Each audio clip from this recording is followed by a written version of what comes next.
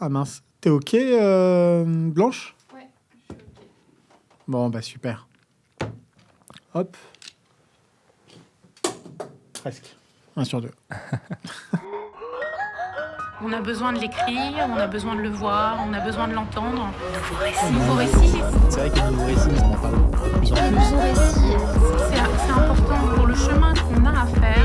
Ce nouveau récit, c'est ce qui va plus à venir aussi. Ils sont pas nouveaux, ces récits. Bonjour Yanis. Bienvenue Bonjour. à Nouveau Récit. Tu as fait le voyage de Paris jusqu'à Rennes pour venir nous voir. Merci beaucoup. Je crois que tu as tes bureaux à Nantes, à Paris. Et en fait, Rennes, c'est le juste milieu. Exactement. Merci beaucoup, Fouad, pour l'accueil. Ravi d'ailleurs d'inaugurer ce nouveau studio à Rennes. En effet, nous, côté érable, on a notre bureau principal qui est à Paris, dans le 9e. Et on a récemment fait l'acquisition de We Do Good, qui est une plateforme de financement nantaise, historiquement, et qui garde du coup son siège social à Nantes. D'accord. Et donc aujourd'hui, tombé à pic parce que j'allais justement à Nantes cette semaine. Et donc c'était la bonne occasion de faire ce saut à Rennes. Bon, super. Et tu as mis les pieds dans le plat parce que tu as expliqué effectivement en fait que tu avais à la fois un pied dans Airable et un autre dans We Do Good. Donc tu vas nous expliquer ce que c'est. Moi, je rappelle néanmoins que Nouveau Récit, c'est quoi? C'est un podcast conversationnel au long cours. Donc on essaie de prendre le temps d'échanger, de discuter, voire de digresser pour aborder des sujets parfois complexes, en tout cas des sujets d'actualité dont on a besoin de repenser l'époque dans laquelle on est. Et ce que je dis souvent, c'est qu'en vérité, c'est pas les récits qui sont nouveaux, c'est plutôt les époques qui changent. Et donc, soit on adapte nos récits à cette époque-là, notamment sur le réchauffement climatique, ou soit l'époque était un petit peu à la traîne des aspirations et des récits qu'on a envie de dessiner, des nouveaux imaginaires. C'est aussi des termes que l'on emploie, et auquel cas, il faut essayer de raccrocher le wagon. Il faut raccrocher les wagons. Et donc, toi, tu es Yanis Bala, tu es le CEO de Airable. Exactement. Et tu t'es assigné une mission pour essayer de réconcilier un petit peu les Français et leur épargne, ou de simplifier un petit peu la manière dont on pouvait mobiliser ces fonds perso à destination d'entreprises dédiées au développement durable. Voilà, je ne sais pas si je l'ai bien expliqué, mais c'est une introduction pour que tu puisses le faire toi-même et nous expliquer exactement qui tu es. Pas forcément d'ailleurs par le prisme uniquement d'Airable, on aura l'occasion d'aborder d'autres sujets, mais vas-y, fais-le bien comme tu le penses, on est tout à toi. Merci beaucoup pour l'intro. Effectivement, Airable, nous, on s'est donné une mission, et je dirais que notre mission de départ était réellement celle d'être une passerelle entre une partie des épargnants, d'ailleurs toute partie des épargnants, et de l'autre côté, ce qu'on appelait des projets à impact, donc le terme est vague, mais qui désignait essentiellement des startups avec une ambition d'impact environnemental et ou social, pour leur permettre finalement d'apporter des fonds à ces sociétés-là, de placer dans ces sociétés-là pour qu'elles se développent. Et je dirais que cette vision de départ, elle naît de deux constats. Un premier constat qui nous a beaucoup alerté, qui était le chiffre de l'épargne en fait en France. On parle de 6 000 milliards en France. Ouais. Et c'est quelque chose qui est assez fort, je trouve, à mettre au regard de, j'allais dire plutôt de parfois la morosité économique ambiante dans laquelle on baigne, où là il y a eu beaucoup de discussions ces dernières semaines sur les projets de loi finances, sur le fait que la puissance publique pouvait plus difficilement aider les entreprises, et d'avoir en fait ce chiffre-là montre qu'il y a quand même un levier d'action qui est important. Et ensuite, l'autre chiffre qu'on allait beaucoup regarder, c'était celui du rapport Pisani-Mafous qui est sorti il y a 1 an et demi, je pense maintenant, sur les besoins en France d'investissement annuel d'ici 2030 pour l'adaptation aux conséquences du réchauffement climatique, qui était à 66 milliards par an. Et en fait, quand on fait ce rapport-là, on se dit, en prenant finalement une partie plutôt minoritaire de l'épargne, on pourrait solutionner une partie de ces problèmes-là. Donc évidemment, c'est pas aussi simple que ça. Et du coup, nous, là on a continué un peu, on est parti de ce constat-là et on a continué à creuser le sujet. Ça a été vraiment de se dire, qu'est-ce qui fait en fait que les gens n'y vont pas forcément ? Et notamment parce que quand on fait des études d'opinion, l'AMF en avait sorti une il y a quelques années, on a une majorité des gens qui se disent sensibles à leur placement, etc. Et en fait, la conversion se fait peu.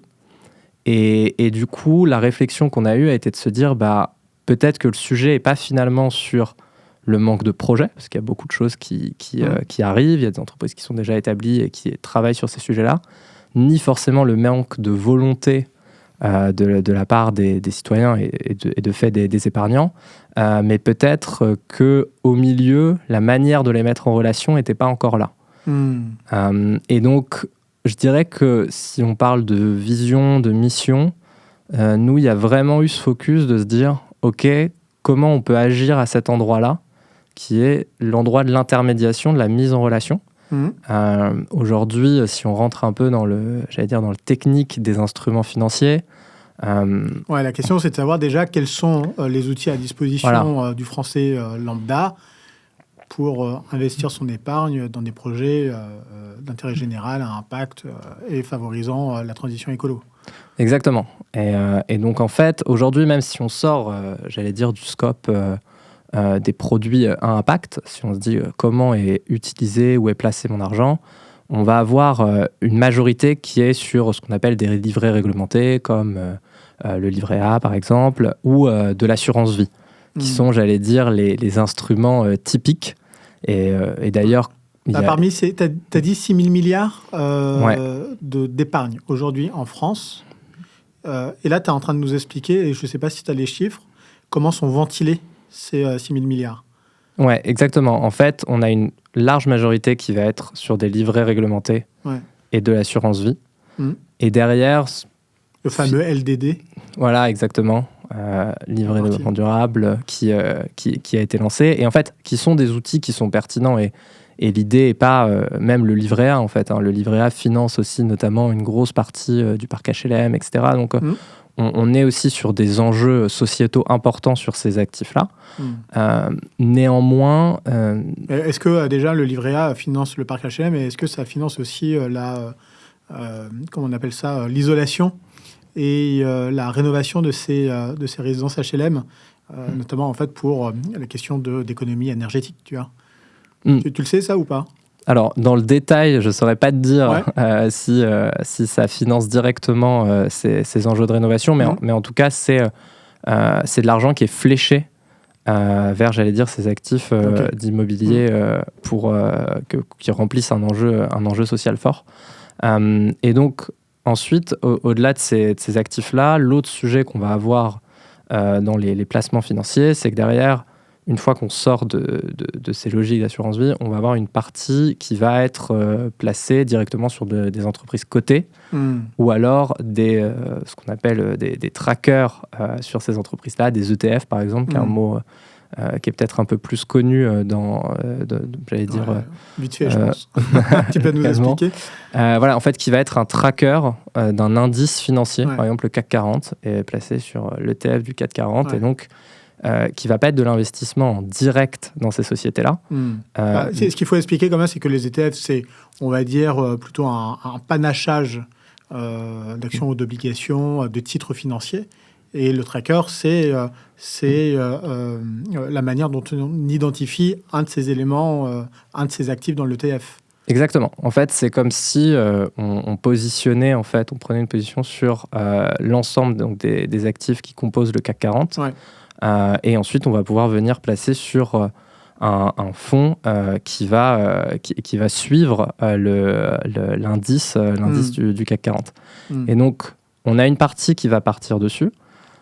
Et derrière, une partie beaucoup plus minoritaire qui va aller sur ce qui reste encore aujourd'hui des placements alternatifs, qui vont être, on va avoir évidemment les crypto-monnaies, on va avoir le private equity, et en fait qui constitue, cette partie private equity, j'allais dire, une partie ou des fonds obligataires également qui constituent un peu l'argent qui, là, va aller directement être fléché sur des sociétés non cotées. Et de sociétés non cotées, ça rejoint tout ce qui va être une partie des ETI, les PME, les startups, etc. Ouais. Et qui reste aujourd'hui un placement évidemment minoritaire. Alors, c'est pas un sujet en soi que ce soit minoritaire, parce que quand on place son épargne, c'est important aussi d'être conscient des risques. Et donc, évidemment, mettre en direct dans une société non cotée versus mettre sur un tracker des plus grosses sociétés françaises, c'est pas le même niveau de risque. Néanmoins, aujourd'hui, je pense et là, on pourra rediscuter du problème à l'envers, c'est-à-dire que là, on est parti du prisme de l'investissement, mais on pourrait repartir du prisme du financement. On va avoir en fait un manque, j'allais dire, de fonds qui vont être fléchés directement vers ces entreprises-là, qui vont leur permettre de se financer. Et c'est un enjeu assez important si on revient à notre problème de la transition environnementale, parce que finalement, même si demain, je mets sur un tracker d'entreprise dite verte, ça va être une incitation pour ces entreprises-là pour récolter ces fonds, à mieux agir pour être potentiellement demain dans le tracker, avoir une meilleure cotation boursière, etc. Mais ça ne va pas être de l'argent qui va être investi directement pour leur permettre de transitionner. Ouais. Ça, c'est intéressant ce que tu dis. Je pense qu'on va ralentir un petit peu parce que ce que tu évoques, c'est les deux facettes d'une même pièce. Ça veut dire qu'il y a d'un côté la facette de l'investissement et de l'autre la facette du financement. Moi, je renvoie d'ailleurs à une conversation absolument passionnante que j'ai eue à Nouveau Récit avec Philippe Leduf, qui est le propriétaire et le gérant du Manoir des Abeilles. Donc lui, il est vraiment dans la transition écologique. On sait tous ces problématiques liées à la disparition des abeilles. Enfin bref. Et donc on a eu toute une discussion sur la déconnexion aujourd'hui de la bourse, de la finance et de l'économie réelle. Donc, parce que l'enjeu, en vérité, il est exactement là. Et donc, aujourd'hui, quand on met son pognon dans un livret ou dans une assurance vie, ça veut dire qu'on va financer des entreprises dites publiques parce qu'elles sont cotées en bourse. Et ce que l'on fait, c'est pas autre chose, non pas effectivement de financer cette entreprise parce qu'elle a été financée une fois qu'elle a été introduite en bourse. Non, on ne fait que, par de l'intermédiation, racheter des titres à quelqu'un qui se sera enchéri ou qui sera un petit peu paupérisé en fonction du titre et de la valorisation boursière. Tu vois. Donc aujourd'hui, les épargnants, hormis, on reviendra effectivement sur le private equity, les business angels et la capacité aussi, sous un autre format, de financer ces entreprises, mais en tout état de cause, sur vraiment les livrets, à proprement parler, on n'a pas la possibilité de financer en direct des entreprises qui ne sont pas du CAC 40. Alors, en plus, si on reprend l'assurance vie, on a quand même une majorité sur l'assurance vie qui part sur du support euro. Ouais. Et donc là, du monétaire. Du monétaire et qui va financer aucune entreprise. Oui. Et donc, c'est un sujet parce que derrière, si on reprenait le problème à l'envers, en fait, si on peut se positionner que du point de vue de l'investisseur, c'est-à-dire qu'on pourrait se dire, ça permet évidemment de diversifier son risque. Mettre sur un tracker, ça va être moins risqué que mettre sur uniquement une entreprise, etc. Par contre, si on se positionne du point de vue du besoin en financement, donc on repart du chiffre du départ sur le rapport Pisani-Mahfouz, on sent aujourd'hui, et même on le voit au niveau des PME, du nombre de défaillances qu'on a, on est sur quasiment 30% de défaillances supplémentaires par rapport à 2019, qui est un peu le référentiel pré-Covid. Sur les PME, il y a un vrai enjeu du financement de ces entreprises-là. Et donc, on se retrouve un peu... Quelle dimension, à peu près, ces entreprises en termes de taille d'entreprise. Alors, quand on parle de PME par rapport à des CTI, ça regroupe un large scope parce que ça intègre aussi tout ce qui est TPE, donc des entreprises de moins de 10 salariés. Et donc, aujourd'hui, l'ensemble des PME, TPE compris, ça représente à peu près 99% du tissu d'entreprise en France. Donc et ça doit faire à peu près 50% de l'emploi salarié, je dirais. Donc c'est quand même un enjeu sociétal fort, et c'est aussi, si on revient au sujet de la transition, des boîtes qui ont un impact assez fort, parce que sur beaucoup de sujets de la transition, je prends l'exemple de l'économie circulaire, on va être sur des enjeux assez décentralisés, d'avoir la capacité à avoir des acteurs qui localement arrivent à transformer un peu les modèles de consommation, ou comment même vont se fournir des boîtes un peu plus grosses. Et donc, on a un vrai enjeu de ce point de vue-là, de se dire comment on permet à ces boîtes-là de se financer, d'agir sur des enjeux de transition comme peut être par exemple la circularité de nos modèles. Et aujourd'hui, en fait, on se rend compte que ces entreprises-là, en fait, une bonne partie d'entre elles, elles sont plutôt en souffrance, en difficulté pour aller chercher des financements. Or, on le voit, on a un potentiel au niveau de l'épargne qui est important.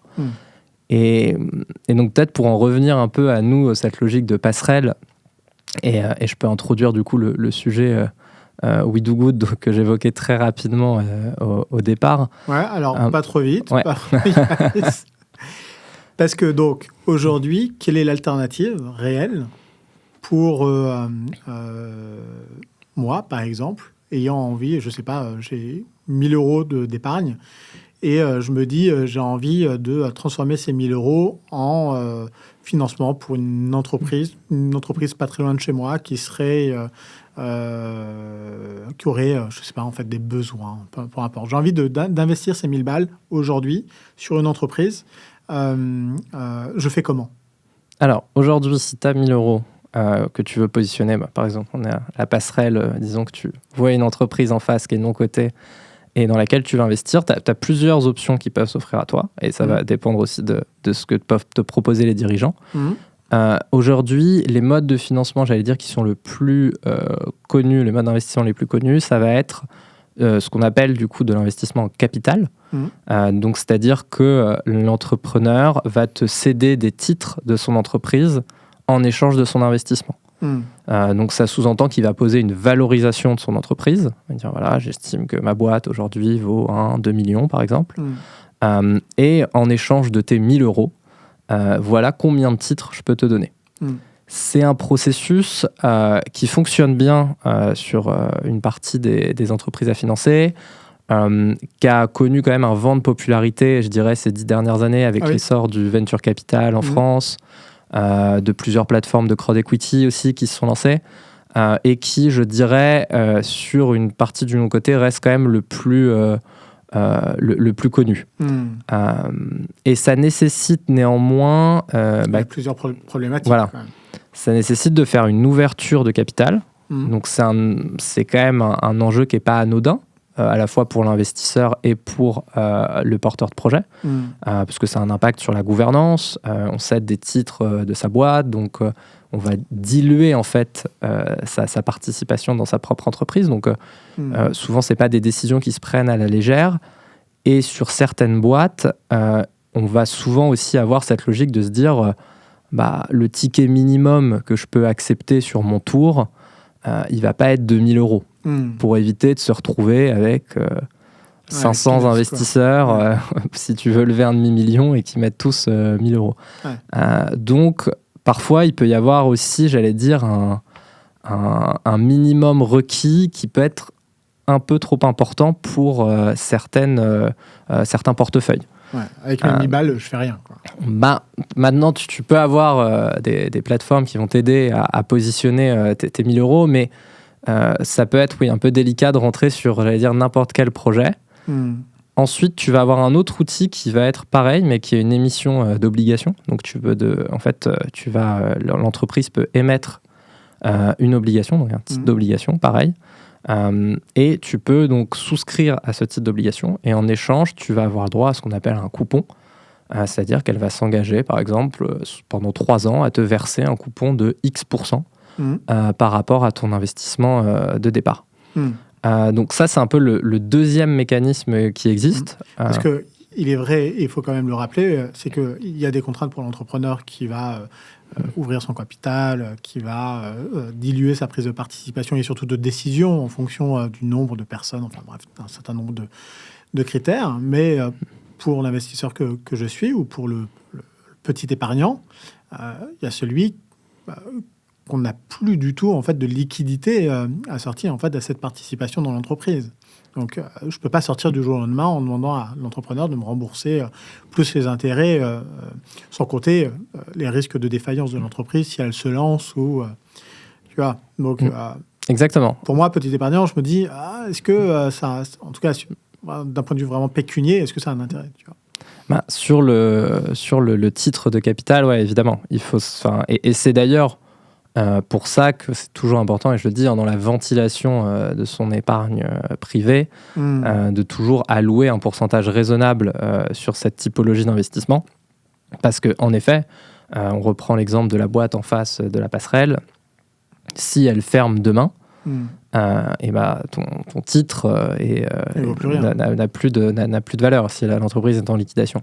Et ensuite, il y a le sujet de la liquidité, qui est, je pense, c'est un point très important à évoquer, qui est de dire, sur une entreprise qui se lance, par exemple, c'est-à-dire que dans les packs d'actionnaires, on va souvent mentionner le fait que les entrepreneurs s'engagent sous 5 ans à essayer de trouver une porte de liquidité aux investisseurs. Dans les faits, on a quand même beaucoup de boîtes sur lesquelles, au bout de 6, 7, 8 ans, la porte de liquidité est toujours pas là.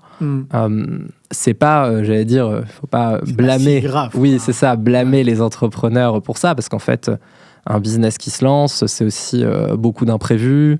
Des pivots, des contrats qui finalement se décalent dans le temps, etc. Des investissements nouveaux. Voilà. Et donc, c'est pas, comme dire, c'est pas fait en un jour. Et il faut être prêt en tant qu'investisseur sur cette typologie de titres à avoir des durées qui sont importantes et du coup des horizons de liquidité, des horizons de sortie qui vont pas être dans l'immédiat. Donc Et c'est vrai que c'est une approche qui est assez différente, à laquelle on n'a pas forcément toujours été... j'allais dire, on ne nous a pas toujours forcément mis dans cette situation-là en France. On est moins, j'allais dire, un pays d'investisseurs que dans d'autres régions, et où cette logique-là peut être parfois un peu difficilement appréhendée. Mais, Alors après, c'est vrai, et je pense en fait que la notion que je vais évoquer est quand même une notion centrale dans tous nos efforts de transformation et de modification de la manière dont on vit, c'est celui du temps. C'est qu'il y a un moment donné, il va falloir en fait que l'on relativise aussi la manière dont on peut récupérer un peu de notre dû. C'est celui, d'ailleurs, j'en parlais dans un autre épisode de Nouveau Récit avec Simon Letourneau, le CEO de Carbo. Lui, tu connais, donc il a une boîte qui calcule notre impact carbone, aussi bien pour les particuliers que pour les entreprises. Donc c'est un bon indicateur, ça, pour savoir quel est notre impact et comment on fait pour le réduire.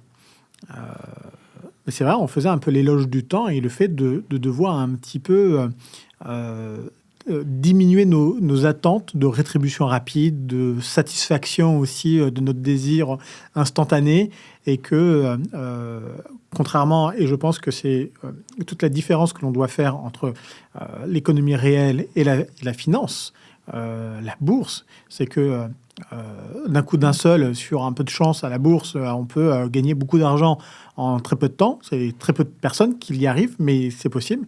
Alors que pour financer l'économie réelle, on sait qu'il ne faut pas simplement, on parle souvent de ces entreprises qui doivent passer le stade des 3 ans. En réalité, ce n'est pas 3 ans, c'est plutôt 5 ou 10. L'âge de maturité d'une entreprise, elle est plutôt autour des 10 ans. Donc, il faut quand même lui laisser le temps de maturer, de grossir, de se développer. Et donc, pendant ce temps-là, on n'a pas trop envie d'aller lui enlever les fonds dont on aurait besoin pour continuer son développement. Et donc, de se dire, je vais encore patienter un petit peu. Mais c'est difficile, en fait, de se dire, ah oui, mais en fait, le pognon que j'ai mis, mes billes-balles, je vais les récupérer dans 10 ans. Ouais, et nous, c'est un des sujets sur lesquels on a pas mal travaillé et on a cherché à s'attaquer. Et en fait, ce qui est aussi important peut-être de mentionner, c'est la différence qu'on va avoir par rapport à un marché dit liquide, comme le marché des actions, où voilà, j'ai une action chez Renault, je veux la revendre demain, et en fait, il y a un marché qui va faire en sorte que je puisse revendre mon action dans la minute. Là, il faut se dire, sur le non-coté, on investit en fait aussi dans des histoires, dans des entrepreneurs, dans des boîtes qui... et en fait, si on reprend l'exemple de l'entreprise d'à côté, j'investis demain, je dis volontairement, dans le garage en face de chez moi.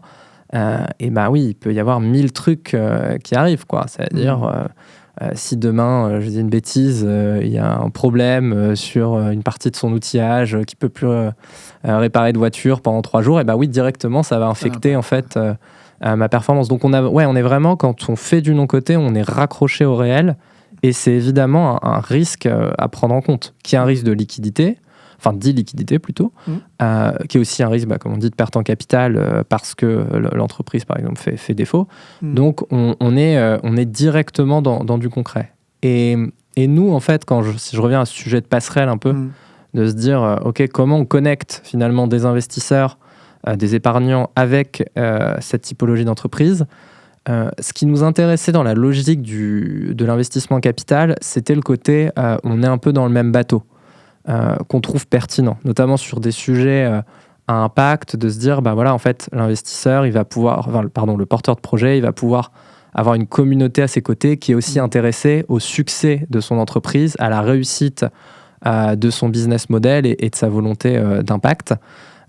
Et donc, nous, on voulait garder un peu cet aspect-là, de dire, OK, on a un intéressement à la réussite de la boîte, mais on voulait proposer quelque chose où on pouvait potentiellement avoir une porte de liquidité plus intéressante. Et un deuxième élément qui était, on ne voulait pas mélanger ces enjeux de gouvernance et ces enjeux de financement.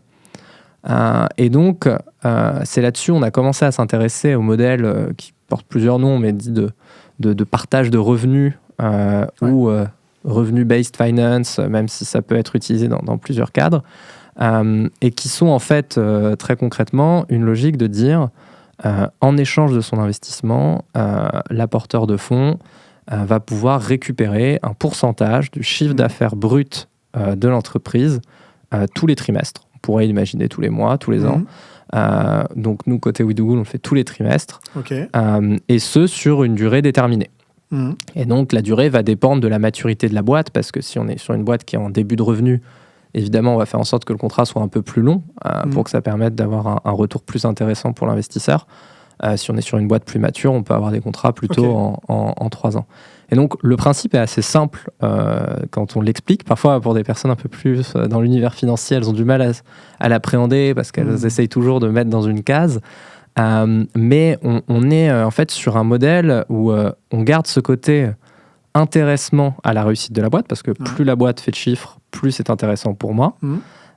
Et on garde ensuite un intérêt, j'allais dire double, pour l'investisseur, de se dire, potentiellement, je peux commencer à avoir une liquidité progressive, parce que si au trimestre 1, même si la boîte fait un peu de chiffres, je vais récupérer un peu. Et pour le porteur de projet, on est sur quelque chose qui lui permet de rallier, j'allais dire, à sa cause, à son financement, c'est intéressant, un pool d'investisseurs, sans pour autant rentrer dans des enjeux de dilution, et sans pour autant avoir le côté inconditionnel qu'il y a dans le remboursement, par exemple, de prêts bancaires ou de dettes. Où en fait, si par exemple je ne fais pas de chiffres l'été parce que j'ai pas d'activité, je suis dans une zone désertée l'été, et je me retrouve pas à devoir quand même payer une mensualité qui est complètement décorrélée de mon activité. D'accord, ok, très bien. Et donc en fait, c'est une alternative qui est pas si nouvelle. Je disais au début, c'est des récits qui sont finalement que l'histoire est la même qu'il y a quelques temps, juste les histoires sont différentes. C'est un peu cette logique-là, où cette logique de partage de revenus, en fait, elle existe dans plusieurs industries depuis assez longtemps. La musique, les jeux vidéo, etc. C'est un modèle où dans les pays anglo-saxons, ça s'est beaucoup plus développé, mais qui était, j'allais dire, moins présente sur la France. Et donc nous, quand on a commencé à s'y intéresser, c'est là on a découvert WeDoGood, et qui faisait ça en fait depuis, j'allais dire, une dizaine d'années.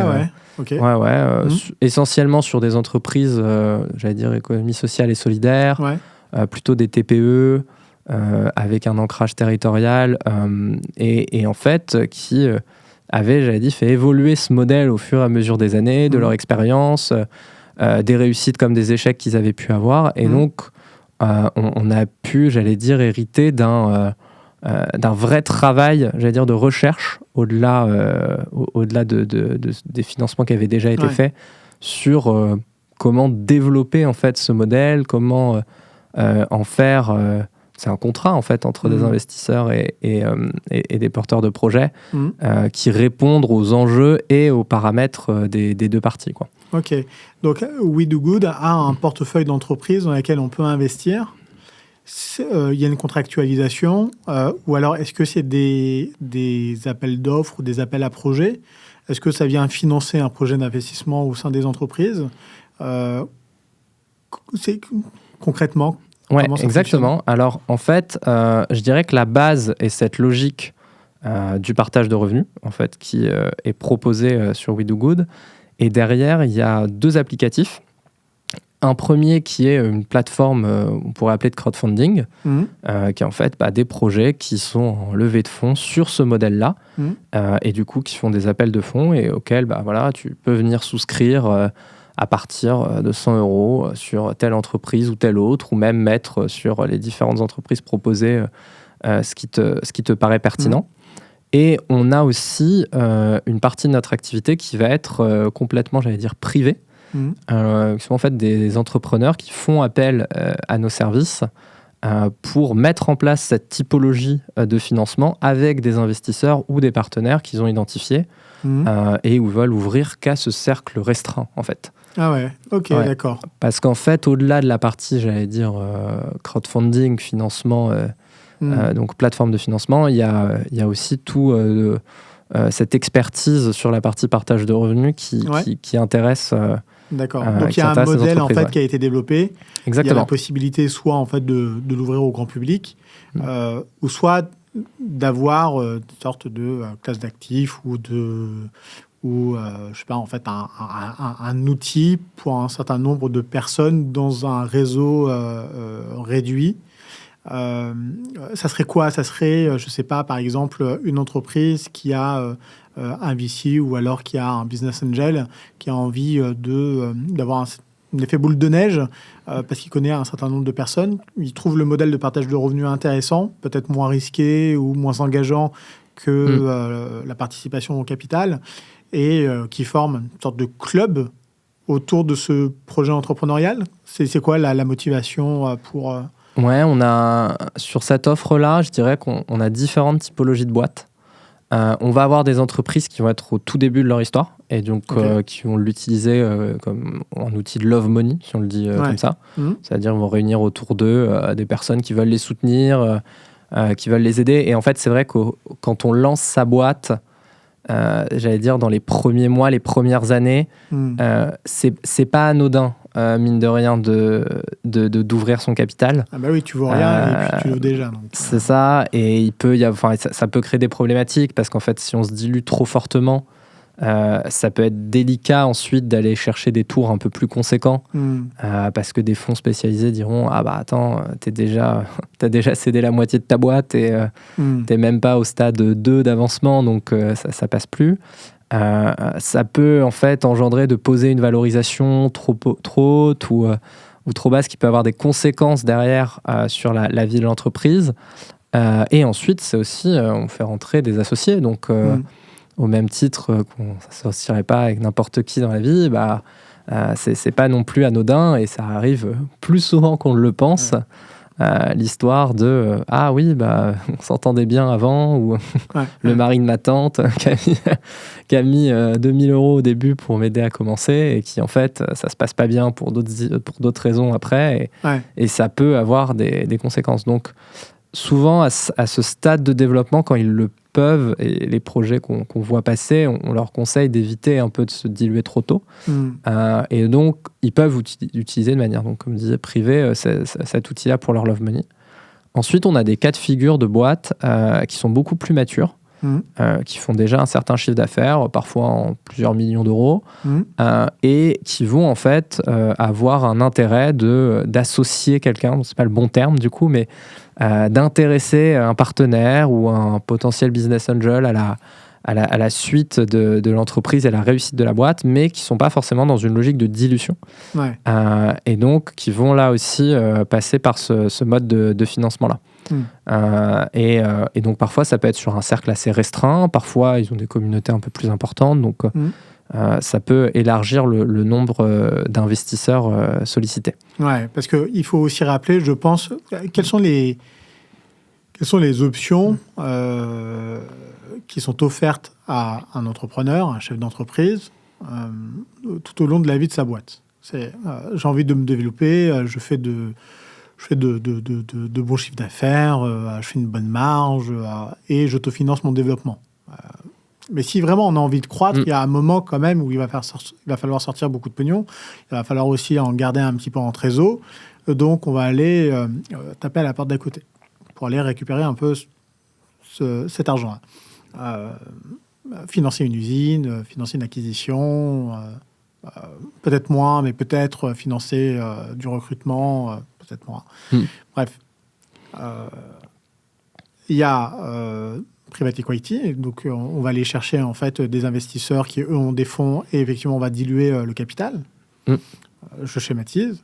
La dette, on va taper à la porte de sa banque, on va avoir une grosse dette, ce qui est tout à fait naturel en vérité. Il ne faut pas diaboliser la dette, mais en tout cas ça implique d'autres problématiques.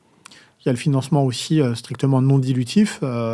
Si on a un peu une entreprise innovante, je pense notamment au crédit impôt recherche, crédit impôt innovation, GUI, qui peut rapporter aussi un certain nombre d'argent. Et puis après, il peut y avoir des subventions de collectivités, de la BPI aussi, ou des avances de trésorerie. Bref, voilà, ça c'est à peu près, je pense, le panel. Je ne sais pas si j'en ai véritablement loupé. Et vous arrivez en proposant en fait un nouveau modèle non dilutif et qui est intéressant aussi bien pour l'entrepreneur que pour les investisseurs, parce qu'ils ne sont pas mariés. Ils peuvent partir et tout de même, on a la possibilité de lever des fonds. Néanmoins, il va falloir les rembourser ou pas en fonction de la santé de l'entreprise. Mais oui, exactement. On reste sur en fait, tout ce panel d'investissement, de financement, que tu évoquais. En fait, quand on s'adresse à des entreprises dans le long côté, et d'ailleurs qu'on y aille sur un format d'obligation, donc et de la dette, qu'on aille sur un format d'equity, donc d'apport en capital, ou en partage de revenus, comme le modèle qu'on propose. Ce qui est important à avoir en tête quand on est un investisseur, c'est qu'à partir du moment où on va financer un peu comme ce qu'on disait du non-côté, donc le développement d'une entreprise jeune, etc., on prend des risques qui y sont associés. Et ça... Enfin, moi, le sujet aussi qui a un peu plus globalement, au-delà de notre outil, je pense, sur le financement du non-côté, c'est dédiaboliser un peu ce risque aussi.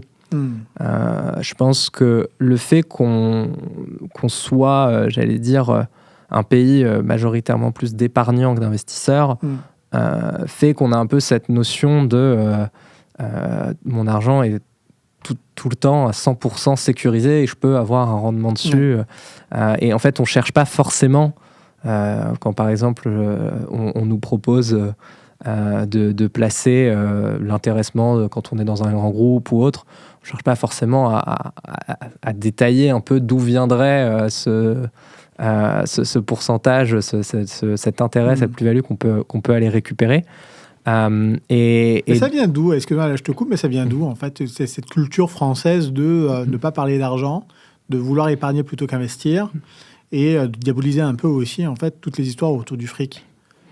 C'est une bonne question. On peut émettre des hypothèses sur le pourquoi. On a toujours eu un peu cette image de pays malthusien, plutôt culture paysanne. Voilà, on cherche. Et d'ailleurs, il n'y a aucun jugement de valeur dedans. Je pense que dans ma famille, ils sont majoritairement beaucoup plus comme ça qu'à l'inverse. Et puis ensuite aussi, je pense qu'on a un système où on est assez peu sollicité à investir quand on est en France, parce que, et c'est une bonne chose d'ailleurs sur plein d'aspects, typiquement la retraite, la caisse de retraite est gérée entre guillemets pour nous, donc on n'a pas tellement ce système de fonds de pension qui peut exister dans d'autres pays et qui du coup amène à s'intéresser un peu plus voilà, où va l'argent, comment il est utilisé, comment cela va faire en sorte qu'à ma retraite j'ai plus que ce que j'ai mis, etc. Donc on a moins cette logique-là. Est-ce qu'on est tellement babysité en France avec une culture, alors on est pour, on est contre, mais en tout cas on en voit les bénéfices et puis il y a un certain nombre d'autres... il y a un certain nombre d'écueils, notamment en fait cette culture un petit peu, cette aversion pour le risque qu'on a aujourd'hui beaucoup en France. Est-ce que c'est un petit peu dû aussi à ce modèle social où, quand on trébuche, en vérité, il nous arrive pas grand-chose, tu vois. Alors qu'avec l'argent, le financement, l'investissement, quand on trébuche, on peut tout perdre. Je sais pas si je dresserais directement ce raccourci. ce parallèle. Il y a peut-être d'autres éléments explicatifs, mais oui, en fait, je pense que ce dont, j'allais dire, ce qui pénalise un peu parfois l'investissement de mon côté, et je dis volontairement de mon côté pour pas rentrer un peu dans cette logique investissement start-up qui peut être très vite connoté, où les gens vont dire « Ah ouais, non, mais c'est le truc Startup Nation ». Quand on parle de mon côté, on parle aussi, quand on parlait des 99% de TPE, PME en France, on est loin, pour la majorité d'entre elles, de la Startup Nation. On est vraiment sur des boîtes qui sont implémentées dans les territoires, qui font vivre des familles, qui font tourner un tissu local, etc. Parce que ce qui nous intéresse, c'est le financement de la boutique de son copain qui va ouvrir sa pizzeria ou qui va ouvrir son truc de chinage ou de je sais pas quoi. C'est vraiment en fait ce qui est le plus proche de nous.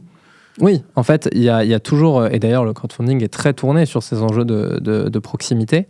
Il va y avoir toujours en fait cette logique de financer ce qui est à côté, financer aussi ce qui nous parle. Et en fait, on le voit dans les sujets, j'allais dire, impact environnemental ou social. Les gens vont vite être beaucoup plus raccrochés à une histoire quand on parle d'une entreprise concrète, de personnes concrètes derrière, d'une activité, que ce soit, j'ai en tête là une entreprise qui est en financement actuellement sur le sujet du handicap.